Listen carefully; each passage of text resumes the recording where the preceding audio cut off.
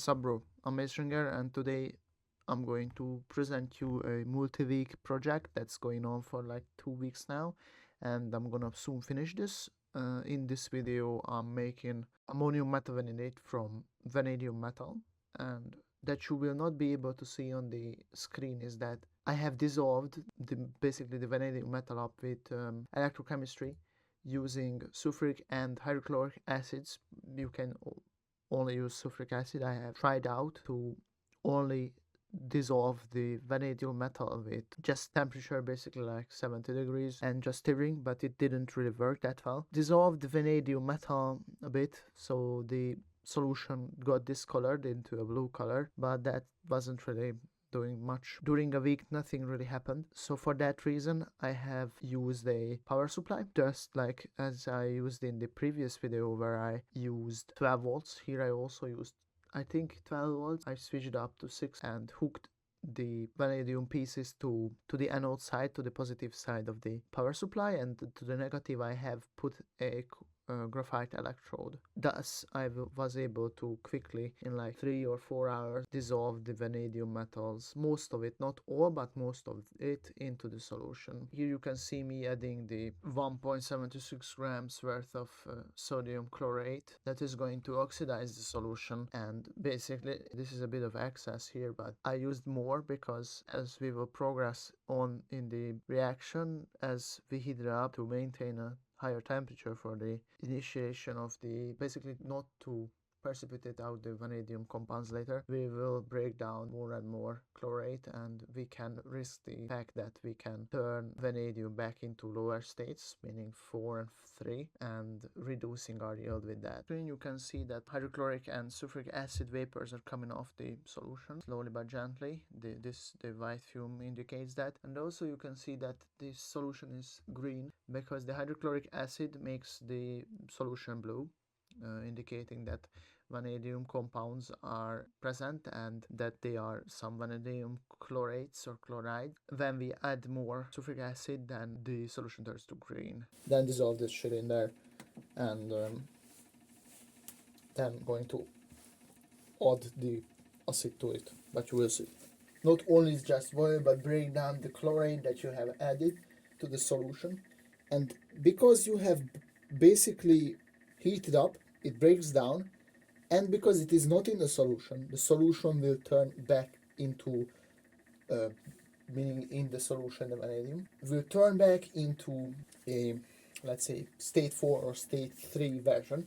So as you can probably see, the solution has turned into a darker pale yellow version, which is indicating that the current amount of chlorates that oxidize the vanadium solution into the 5 state are not enough and will turn back, and that is not a good sign, because when you have vanadium that looks like this here, that you can see that this is like a blue, this is like more of a green and yellow. This yellow is a good thing, but this blue and the green and all this fucking bullshit, these colors are not okay, because what they do is when they are not in the pentavalent state, meaning the 5 oxidation state, then they will not turn into ammonium metavanadate, reducing the yield again, and they will stay in the solution, not reacting with the ammonium, and basically they will stay in the solution, they will take up the space and reduce our yield. So here it is after standing for a night. As you can see, it is proper yellow now, and you can clearly see it through, which is a nice sign that all the vanadium inside has been oxidized to the 5 state. These are the shards that I have collected from the solution. I filtered it, and these were the little particles that have been left inside. This will be collected and in the future maybe reused. So I'm back, and I'm going to show the actual thing. It's been 20 minutes, so I really hope. Yeah, I have dissolved the sodium. There is a bit of debris in this because when I made this, some fell out of the fucking, whatever, it was an incident, but I will filter it anyway, so that's not a problem. You can see that this is beautiful yellow, and it is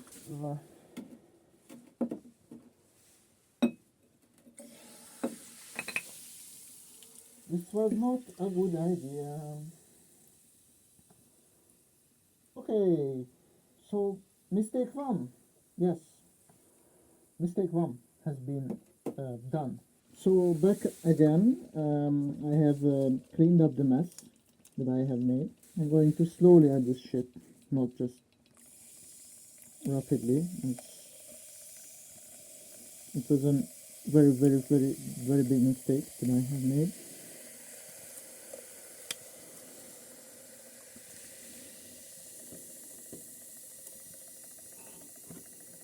So now I will add the ammonia.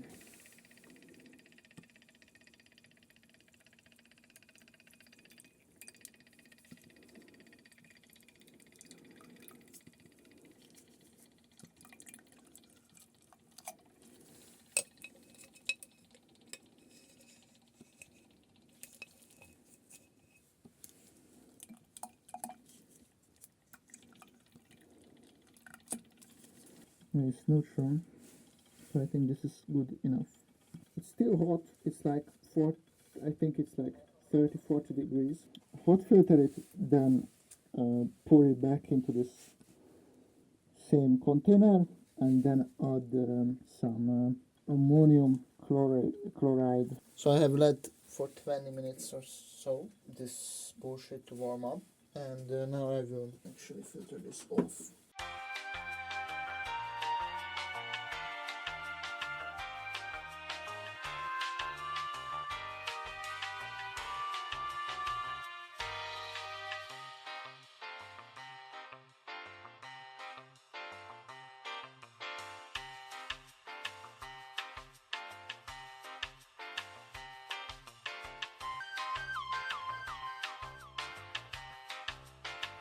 On the top it's like dark green, but on the bottom it's actually yellow, which is kind of an interesting thing given the fact that this should be fully yellow. I don't really understand the dynamics here. Yeah, clean this shit. So I have filtered it, I have precipitated a lot of junk out. This is brown. I don't know if this is good or bad. There is a chance that I have over oxidized stuff, meaning that I have, when I added more of this chlorate, I have over oxidized it, and now this all precipitated out as this some over oxidized shit, and this is why this is like green. I have added another batch of a little bit of that chlorate, so just to basically oxidize this back, because this is, as you can see now, it is like green. Let this spin around, and then I will add my little quartz wool. Not all of these, just a little bit. To this, I put in some 2 pieces of this quartz wool thingy. I have this solution, as you see. It has turned a bit like palish. Should be translucent, but it is pale now. I don't know, maybe the precipitation has started, or just the... This is a bit alkaline too. In the meantime, while I was fucking around with this turned yellow due to the reduce solution of the vanadium. But this, as you can see, it started to precipitate out. So just you can see that there's a lot of like solids in there, and I have the big globs are actually the there's like two of these. I have added quartz wool into this. I will wait and see how much I made. I think I made a pretty good amount. So we're back, and as you can see on the bottom, it has precipitated out. Here the other one too. This is still a bit hot, but you can see on the bottom that quite a lot actually precipitated out. Yes, quite a lot. I'm not gonna fucking waste your time with like, yeah, weighing it and this is how much, like efficiency was 57%, nobody gives a fuck. I'm going to transition to the actual process on how I can get these little quartz wools and turn them into catalyst bedding materials, the carrier materials basically. This is the gunk. Probably going to check if there's still some vanadium left in there. This is a ceramic tile, and basically this is like an inert surface that I can heat with the hot plate, and I can put the wools on there. So I will pick them out with my little snipper and put them on there, leave them, dry them.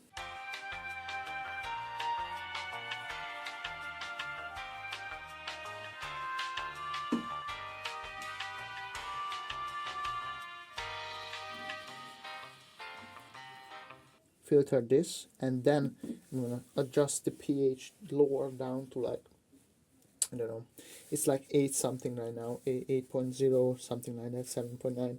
So I will dial it down to, let's say, 7.5, and also add some ammonium chloride. That's it, because I have added to the small one. There is a lot of precipitate even in this. This is like orange. And they have dried out. As you can see, there is like a little brown ring around all of them, probably indicating that vanadium pentoxide has formed there. And as you can see on the outside, they have like small coated, like these little knobs that are sticking out.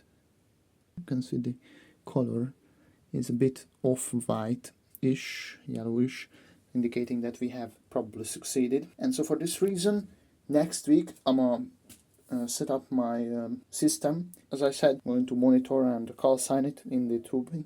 I'm going to achieve the fully calcined version. Hopefully it will be brown and will look pretty. I think that's it for now. For this week, we made pretty significant progress. So that's it. Thank you for watching. See you in the next week. Do the hard work, especially when you don't feel like it. Mwah.